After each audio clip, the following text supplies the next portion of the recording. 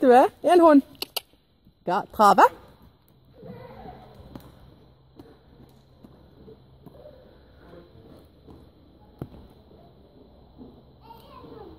Ja, trave.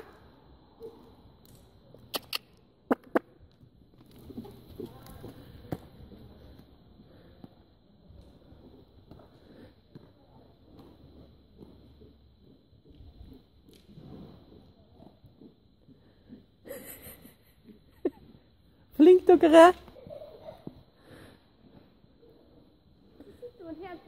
Ja, det er tøft. Hun har ikke sal på.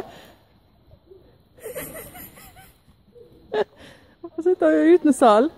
Hun ble sånn der måltid. Ja. Se da, hvor flink.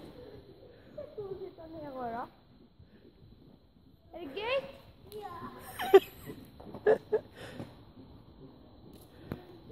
Og den store hesten, sant? Det er så gøy. Ikke det stilig? Hun er 4 år på neste uke. 4 år og kan ri. Rir uten sal. Ja, første gang uten sal i voltige-hjorten.